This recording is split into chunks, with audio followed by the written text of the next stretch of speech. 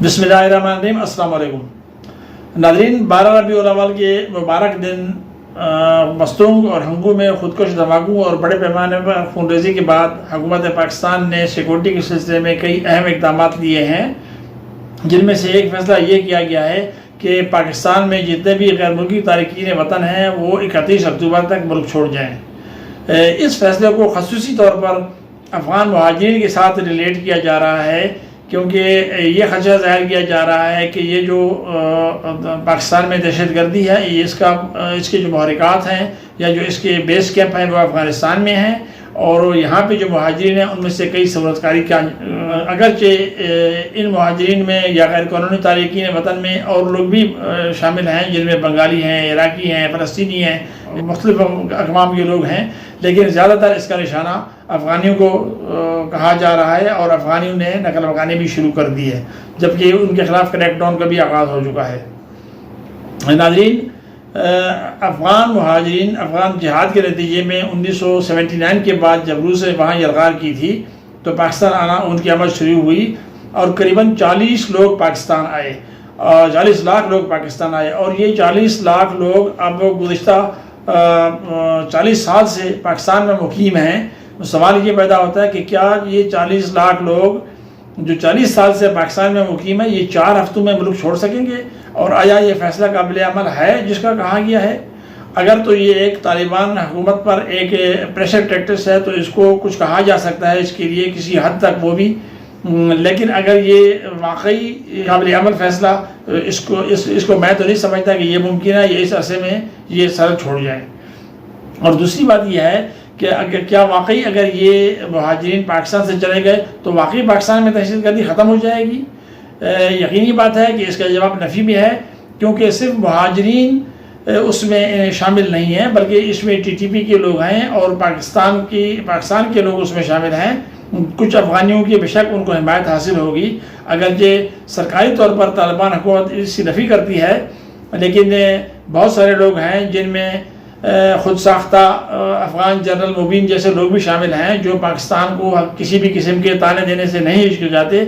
حالانکہ پاکستان کی بڑی قربانیاں ہیں۔ افغانستان کی آج جو افغانستان آزاد ہوا ہے اس میں پاکستان نے برابر کا نقصان اٹھایا ہے، برابر کا جہاد کیا ہے، اور اندرون ملک پورے پاکستان میں پشاور سے کراچی تک لوگوں کی شہادتیں ہوئی ہیں، دہشت گردیاں ہوئی ہیں، اور وہ سب اسلام کے نام پر اور افغان جہاد کے نام پر ہوئی ہیں۔ آج میں یہ سمجھ رہا ہوں کہ اگر افغان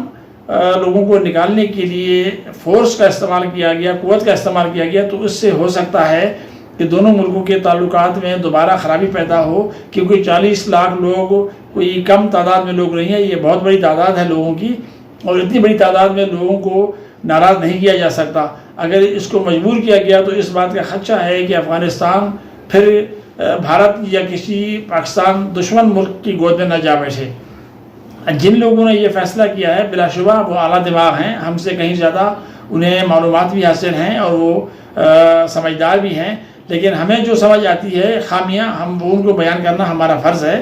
ہم یہ سمجھتے ہیں کہ افغان مہاجرین اور دیگر جو اتنے بھی غیر ملکی تارکین وطن ہیں ان کو پاکستان سے بلا شبہ نکالا جائے، کیونکہ کسی بھی ملک میں کسی بھی شخص کو یہ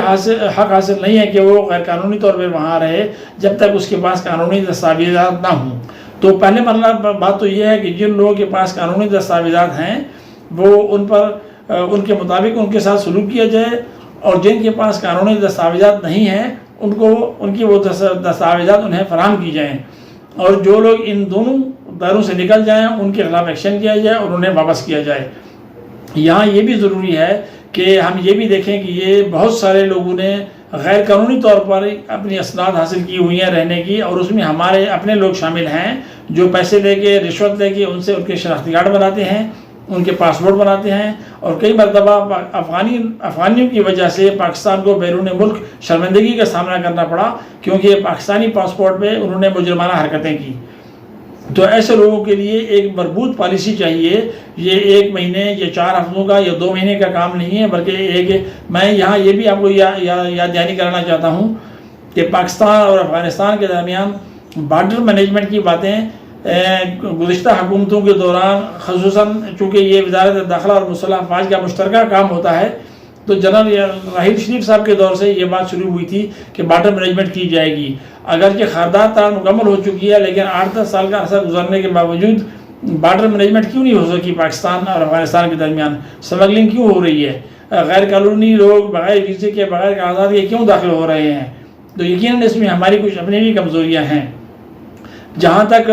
مہاجرین کا تعلق ہے تو بہت سارے لوگوں نے یہاں جائیدادیں بنائی ہوئی ہیں، ان کی رشتہ داریاں بھی ہیں. تو اگر آپ ان کے خلاف فوری ایکشن لیں گے تو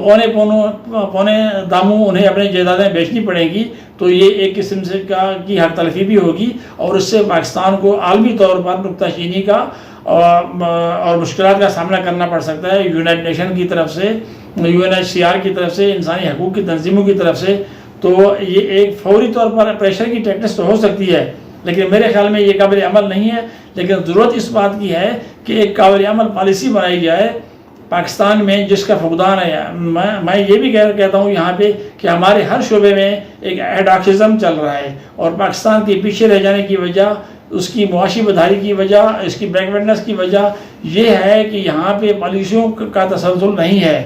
اربوں روپے کے منصوبے ایک حکومت شروع کرتی ہے، اگلی حکومت آ کے ان کو ختم کر دیتی ہے صرف اس لیے کہ پچھلی حکومت نے شروع کیا تھا، حالانکہ نقصان قوم کا ہو رہا ہوتا ہے اور وہ یہ کر دے ان کے جیبوں سے زبردستی نکالے جاتے ہیں.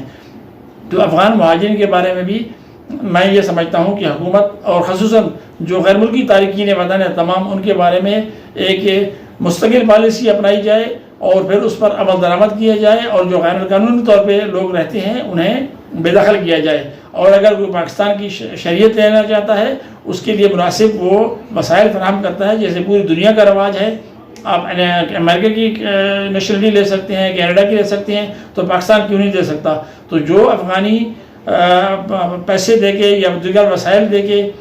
ان کے پاس وسائل ہیں اور وہ پاکستانی شریعت لینا چاہتے ہیں، افغانستان سے تعلق ختم کرنا چاہتے ہیں، تو انہیں وہ شریعت دی جائے. اور ساتھ میں اس بات کو بھی یقینی